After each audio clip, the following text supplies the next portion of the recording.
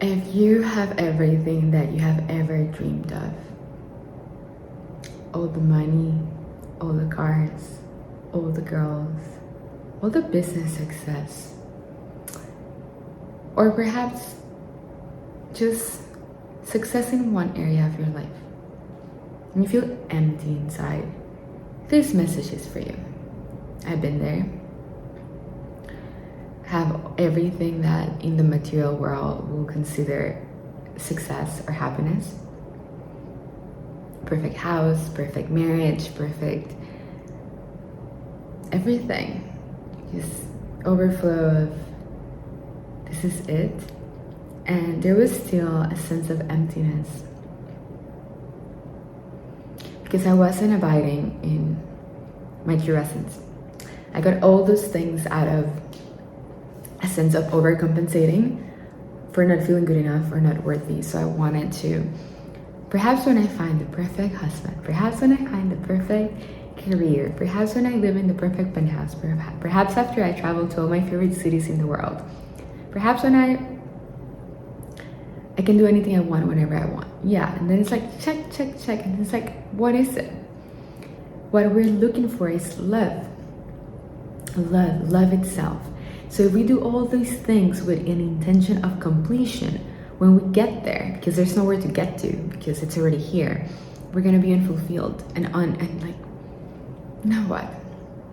So it's beautiful to accomplish things, to then realize that we're chasing a mirage, and it's a mirage, and it's like being a rabbit that has a carrot that's dangling in front of you, and then you get the carrot and you're like, wanted the carrot. I enjoyed having the carrot in front of me. So what becomes exciting is the quest and the journey of growth, expansion, and acceleration of consciousness. And how can you dive deeper in your consciousness, expansion, and integration? Service.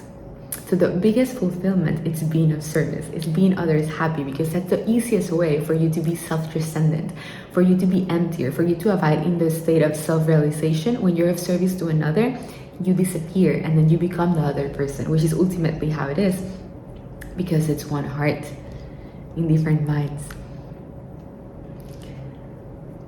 So what is this service that you want to bring to the world? What if you already accomplished everything that in the material world you find it successful, and then there's still like this sense of I want more? It's growth, it's learning, it's community, it's connecting with others, it's in your authenticity, it's in your purpose, in your work, in your legacy.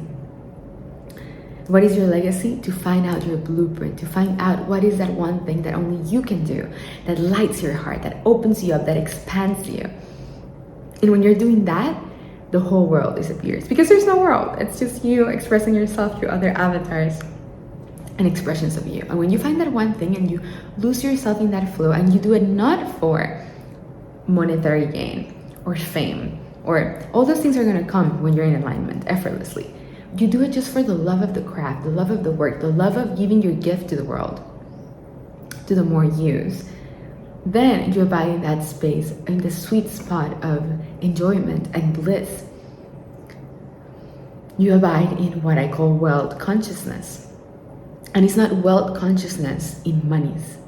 It's a wealth of purpose, a wealth of loving relationships, a wealth of connection, a wealth of health, a wealth of time, a wealth of flow, soul, sense of urgency leaving. There's no sense of urgency. There's not a lack of time. There's just timelessness. And what do you do to expand in the timelessness? What do you do to express yourself in the timelessness that will benefit others? That one thing that lifts you up, that one thing that gives you the jiggles or the tingles or the goosebumps. And it's the intention behind that. And it's the practice of falling in love with the process of expressing your gift, falling in love with the process of giving it life, falling in love with the process with meeting more of yourself, falling in love with the process with meeting your obstacles, the challenges, the limiting beliefs along the way, and following that excitement wholeheartedly, fearlessly. Doesn't matter where it brings you, it's going to be the perfect moment in the perfect time with the perfect people, because it's going to be exactly what you need for the next level of the game you're playing with yourself, with your calling, with your purpose, with your self-actualization. So You may think right now that it's in the romantic relationship, that when you may think right now that it's in the group of friends. You may think right now that if you haven't experienced a luxury life yet, like it's in a luxury life, and I experienced all of that. It's not in any of that. And yes, we can enjoy those things, and we only truly enjoy them when we see the emptiness behind it. It's like there's nothing in here. Experiencing somebody else in your highest joy, that's happiness. Experience somebody else in your highest joy. And that's what I do for my clients. What do you want to bring to the world? We crystallize their vision, their mission, their alignment, and keep that in consistency until you see it crystallizing in physical reality. Because your traumas, your contractions are going to appear along the way.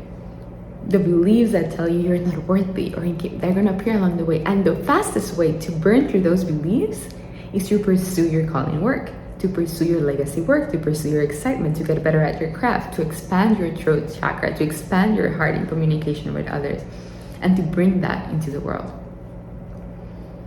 And perhaps you're not there because perhaps there's still traumas that need to clear up until you can be in the embodiment of your soul. And you came here to do that. It means that more light, it's shining through your vehicle, your vessel, your body. So dive into those contractions. In what energy center do you feel the contraction? What is that voice that's telling you that you can't, or like that keeps, when is your ego tricking you and telling you that you need to keep chasing the money, or keep chasing the girl, or keep chasing the fancy shiny object? Find that voice and dissolve it and drop into more purity, more authenticity, more essence. If it wasn't about myself, if it wasn't about gain, if it wasn't about profit, if it wasn't about me, if it's just for service, for the love of the work, for something I'm gonna give, what would I do with every moment of my life? And this is how we choose to experience love. How would I choose to experience love? Who do I want to serve? Why do I want to serve them? And where do I feel contracted in that? When I think, where in my body, when I think about the service I want to provide for the world, I feel the contraction. And then explore that and dive into that. Dive into the memories, dive into the pain, dive into the trauma, so you can release it, expand it, and find the gift. It's like a gem. Your trauma is a gem that is giving you an opportunity to see how you can bring the higher awareness, the higher perspective of Godhead into the karmic imprint that you choose for the incarnation.